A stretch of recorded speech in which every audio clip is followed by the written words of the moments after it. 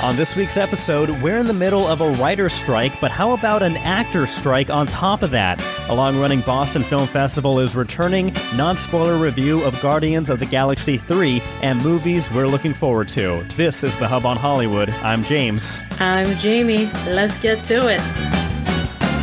All right, welcome back to another episode. This is a jam-packed one. We will get to everything, including the writer's strike and why Ryan Reynolds' mouth is going to be taped shut, basically, during the filming of Deadpool 3.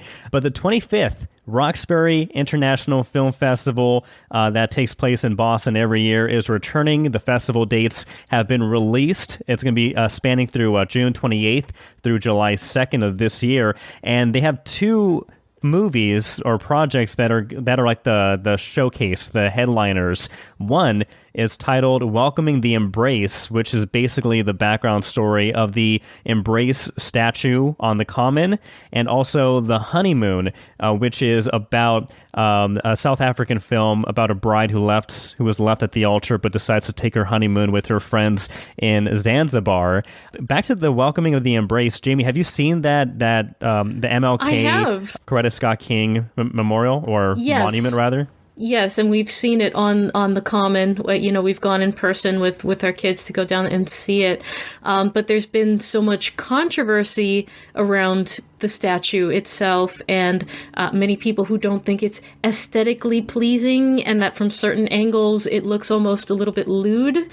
So, which is and lascivious. Yes, which is a little disappointing that there's that kind of a controversy around something that is so meaningful.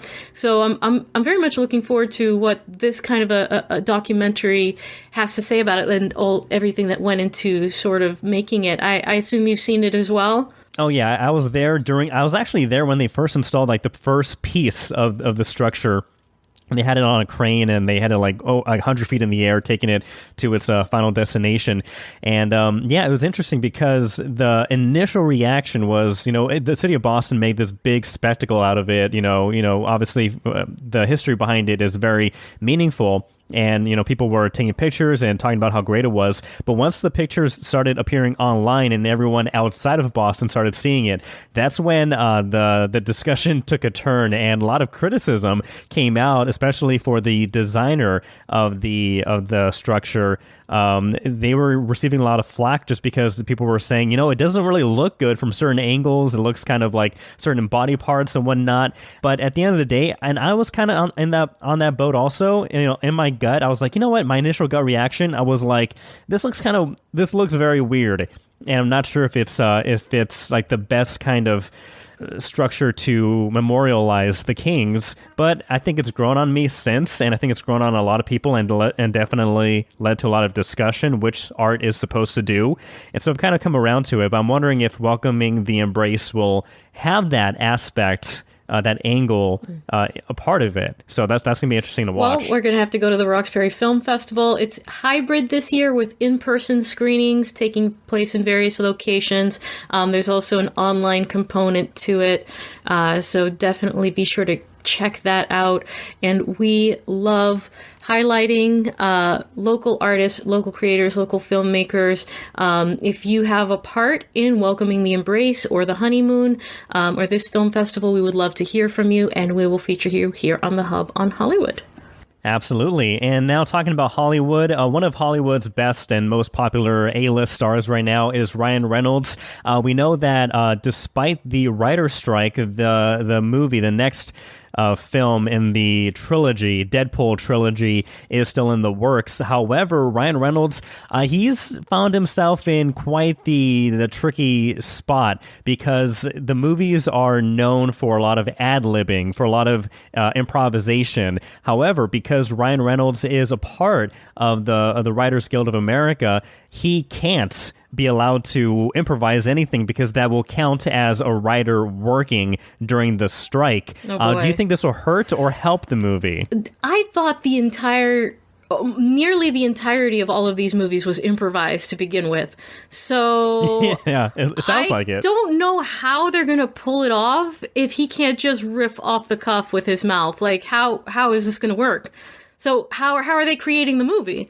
Are they just going by a script that's already written and there's no changes that are allowed to be made? I'm confused.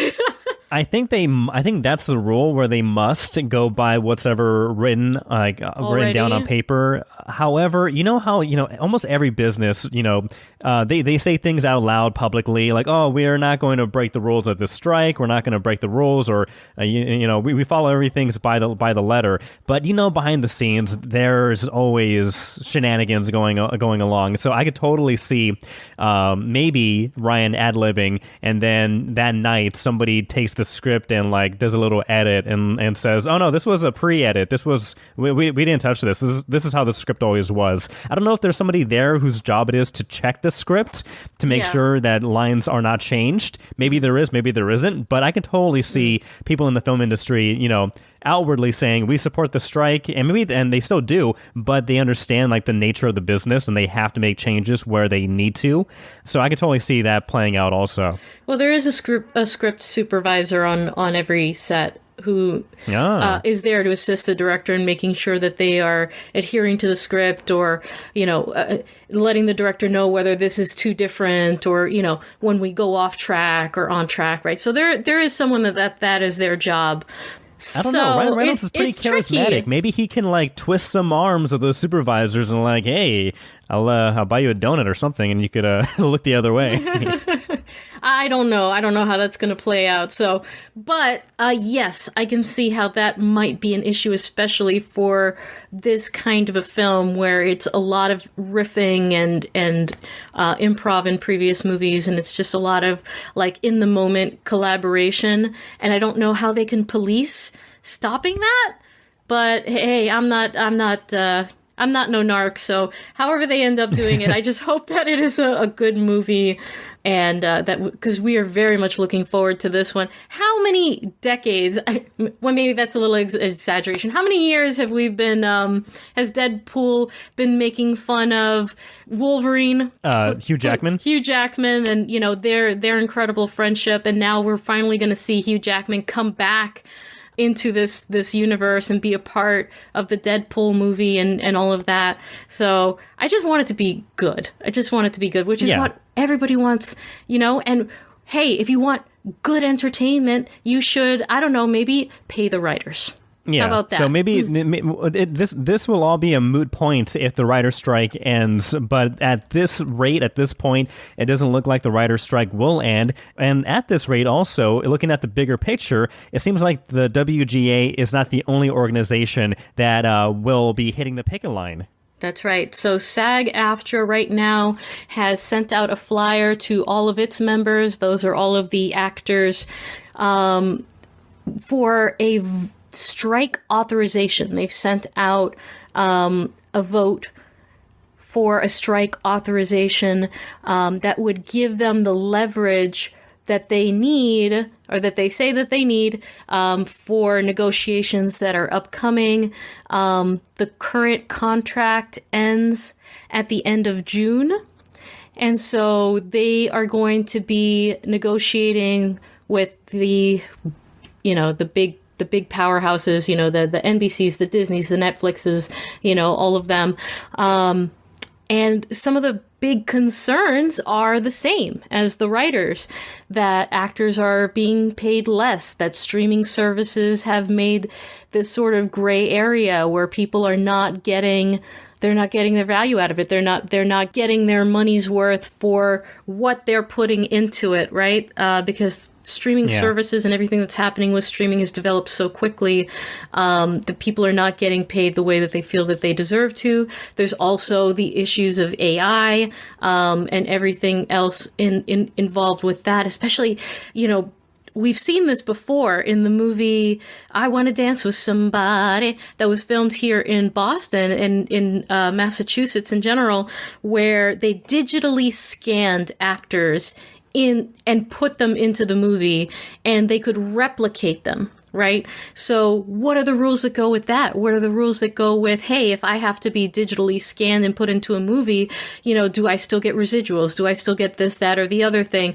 What are the rights for owning my image and other things to do with AI? So there's all of these questions, lots of advancements that need to be, they all need to sit down, negotiate over it. So that's what's going to be happening right now. Those flyers have been sent out, so SAG-AFTRA members can vote whether or not they want to authorize a strike, put that on the table as they enter their negotiations. And all of those little voting cards, you need to vote by June 5th. By June 5th is the deadline for voting to authorize that strike. Okay, well, we'll just have to wait at the edge of our seats and see what happens. But talking about voting, a lot of people will be voting at the movie theater just next month on whether or not to see two movies that are going head to head. That is Oppenheimer versus Barbie. So, Jamie, who will win in a fight, Barbie or an atomic bomb?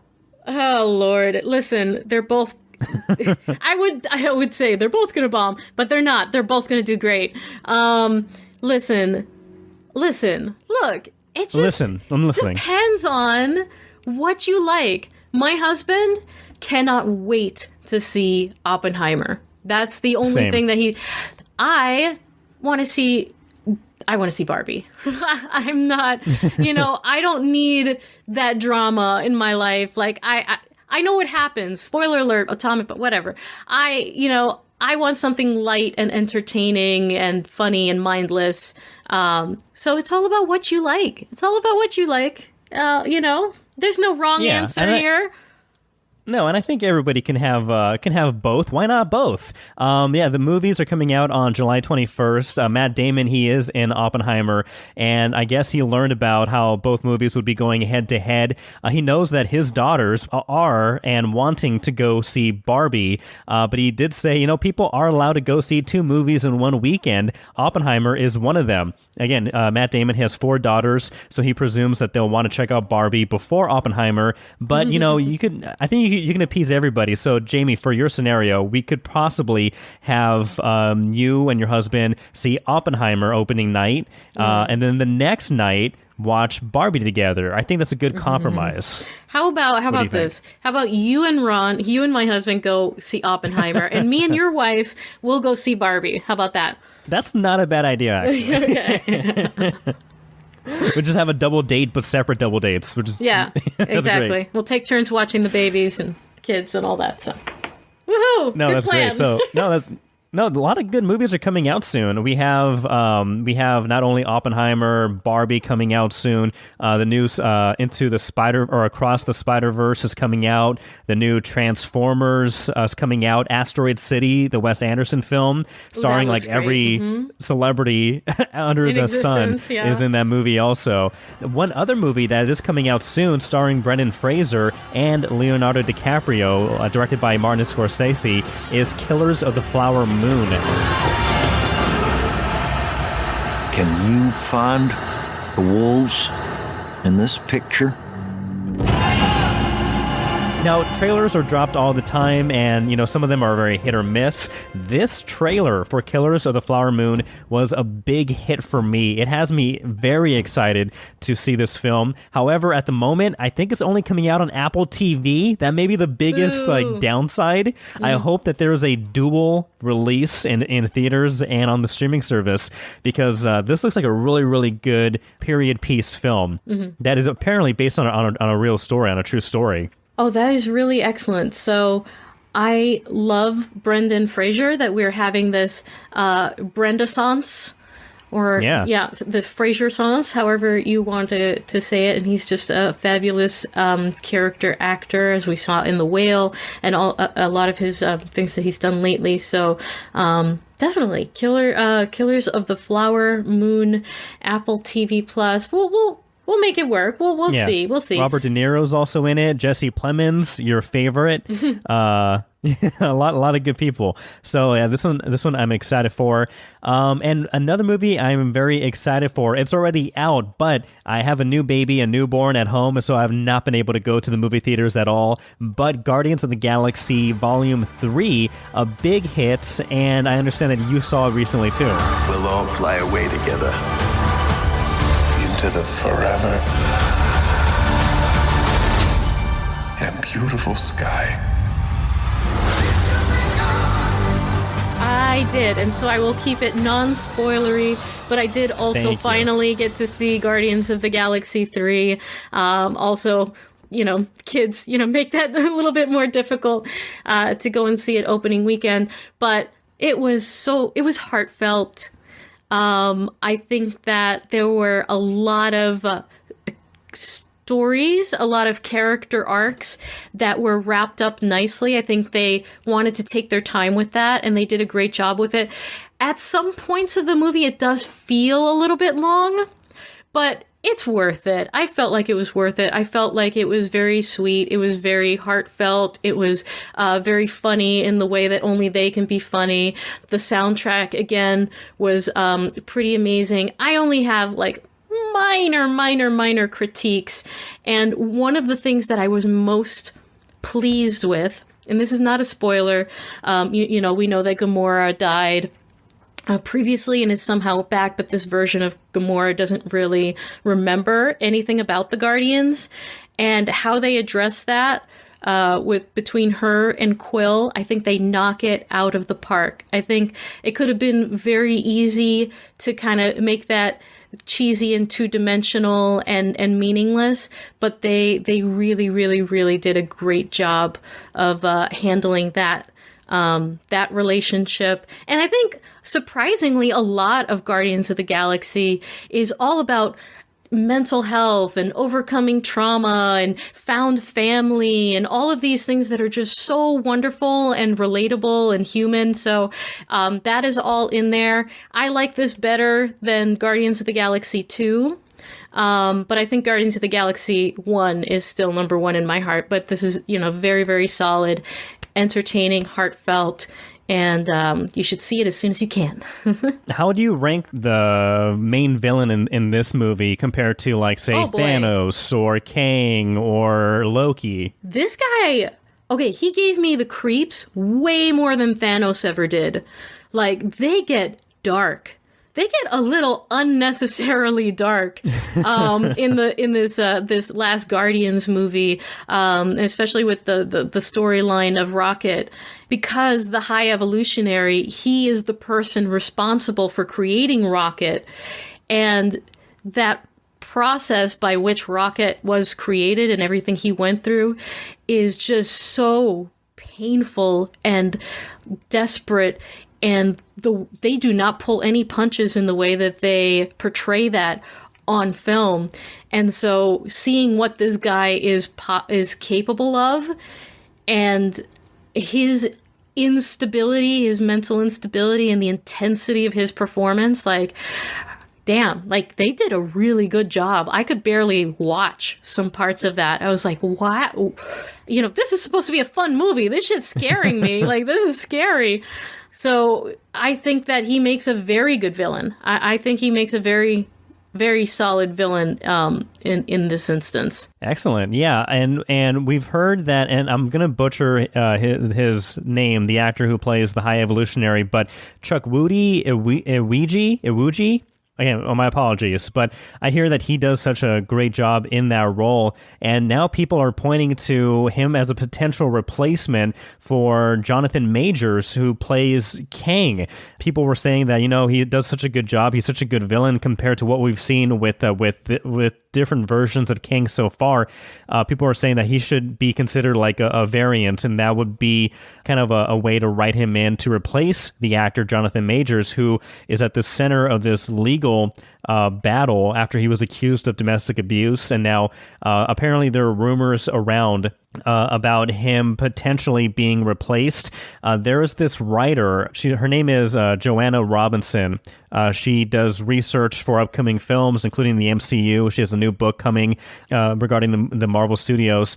And she says that, sources close to her in the Marvel industry, that they are possibly changing all of their plans to make Jonathan Majors the center of the universe of the next phase as the big bad. Quote, "We do not know what they're going to do. I've heard conflicting stories about they're going to replace him. They're not even considering replacing him, etc., etc." So again, these are all just rumors out there. But people were saying that the actor who played the High Evolutionary would be perfect and would be easy to kind of slip in place for Jonathan Majors.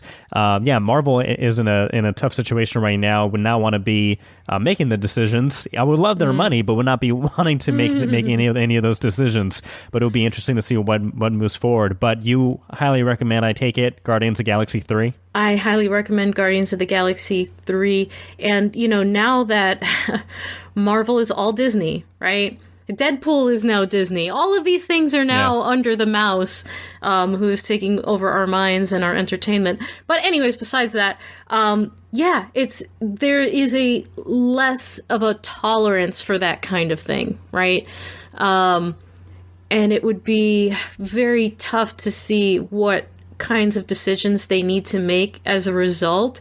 Because, Jonathan Majors, Kang the Conqueror, he was supposed to be the next big bad. And what do you do with that? Do you stick by him, or do you change everything up? And these are plans that not only involve one movie, they involve the entire MCU, right? Every television show, 10 movies down the line and all of that. So I have no comment. I have no opinion. Above our pay grades, as you alluded to earlier. We'll see what happens. Always looking forward to the next Marvel movie. But one movie that you should look forward to, maybe consider if you have an hour and a half to kill, or an hour and 44 minutes to kill, is Ticket to Paradise. This is a film that is on Amazon Prime. It came out last year, and I remember when the publicity started for this film, because it's the reunification of George Clooney and Julia Roberts. It was some of the most, beloved, charismatic actors and people out there back on the same screen. And I will say that I highly recommend this movie if you're looking for a nice, easy, fun watch. My wife and I, we were again at home with the baby, going through the movies, going through the plethora of options out there. And then we came across Ticket to Paradise, and I was like, you know what? I think I heard good things about that. I think I remember, seeing the ads for that. Maybe we can put this on and, just put it on as background. And we actually both enjoyed it more than we expected. This is a movie about a divorced couple played by Clooney and Julia Roberts who have to team up and travel to Bali to stop their daughter from what they think is making the same mistake they made 25 years earlier when they married each other. She's throwing her career away. Just like her mother did. So I'm the only one who can stop her. She doesn't listen to him. Oh, champagne. Oh, 2, please. Just leave the bottle. Thank you. So basically, their daughter just graduated from college. She passed the bar, so she's taking some time off before returning back to the States and become a lawyer. And she goes to Bali with a friend, and while there, she runs into this man who she falls head over heels with, and they both fall in love with each other and decide to get married within like 2 months or so. And so George Clooney and Julia Roberts' characters, who cannot stand each other, have to put aside their differences to try to work together to get them both out of this marriage. And it's really fun. Despite Julia Roberts and George Clooney's character being evil at times, like you're just looking at them like, oh my god, these guys are just evil parents. Again, they're just so charismatic enough where you kind of like, you're okay with it to a certain extent. And so the movie is a fun watch. It's set in a beautiful location in Bali on the ocean, on the beach. The acting's fun, the story's fun, nothing monumental, nothing earth-shattering, but it's a nice watch if you are at home and you want something to look at that's visually stunning and soothing, and watching fun, charismatic actors and characters on the screen. I think this is for you. Okay. Now, this is not a musical, right? This is not a musical, no. Okay, thank God. I don't know if I could handle that, but it is from the same directors as Mamma Mia and whatnot, and Mamma Mia is a very fun movie as well, sort of along the same vein. So, all right, yeah, we'll check it out. All right, James, Ticket to Paradise. James gives it how many stars? I'll give it a solid 7. It's a good streaming movie. There we go. So, Ticket to Paradise. We don't know if we're going to have a Ticket to Paradise later this year, as far as with all the acting strikes, and whether or not we're going to A, work, and B, get all of the movies and shows that we were hoping for. But stick with the Hub on Hollywood. We'll continue to follow all of these developments in the film industry, Hollywood West, Hollywood East here in New England, and pop culture in general. Join the conversation. Follow us on all of the social media services. We're on streaming. We're on iTunes. We're on iHeartRadio. We're on Twitter, Instagram, Facebook, the TikToks. Anywhere you want to be, we are there. Join in on the conversation. We'll give you a shout out here on the show. If you are a working actor, writer, film producer, reach out. We'd love to highlight your work here on the program. And if you would like to stick around right after the credits, we are going to have our casting calls for this week. All right, thank you. Well, for the Hub on Hollywood, I'm James. I'm Jamie. See ya. Bye. And here we are. Thanks for sticking around for the part of the Hub on Hollywood where we get you in the movies, TV shows, and commercials, which this one is. Boston Casting is looking for people with any and all physical disabilities and or neurodivergencies. This is for a commercial project. It's shooting in mid-July in Boston. Pays very well, but it's for non-union folks. To be considered, please submit your name, photo and bio, headshot and resume, if you have one, contact information, where you are based, and in the subject line, you're going to write person with disability / your name. You're going to send all of that to Boston Casting, P as in Paul, W as in Wyoming, and D as in dog at gmail.com. So Boston Casting, PWD at gmail.com. All right, Slate Casting, they are looking for folks to fill this commercial shoot in Rhode Island. They're looking for non-union extras, men and women of all ethnicities between 21 and 50 years old. This shoots on June 2nd, again in Woonsocket, Rhode Island. If that's how you pronounce that location. Yes. Pays $300. That's good. It pays $300 if you are cast. Now, if you have already submitted for this job, you don't need to submit again. You are still under consideration. But if you are interested and fully available for a shoot date, please email slatecastingextras@gmail.com with the following information: name, phone number, what city you live in, headshots, recent close-up, and head-to-toe photo shot of yourself. Confirming availability for June 2nd, and send all that to slatecastingextras@gmail.com with RI extras in the subject line. Send that out ASAP. All right, Boston Casting is looking for infants and toddlers. Infants 4 to 6 months old, 9 to 11 month olds, and toddlers 2 to 2.5 years old for a commercial project. This shoots June 13th to the 15th in Cape Cod, and it pays $350 a day. So if you have an infant between 4 and 6 months, infant between 9 and 11 months, and a toddler between 2 and 2.5 years, go ahead and send the name, date of birth, weight of the child, photos of the child, contact information, and where you are based to Boston Casting Submit 1 at gmail.com. That could be an opportunity for your baby, right? Or is she 4 months yet? Make her a movie star. She will be in 4 months. In 3 months. In 3 months. Oh my God, that's right. She's still that little. Oh my God.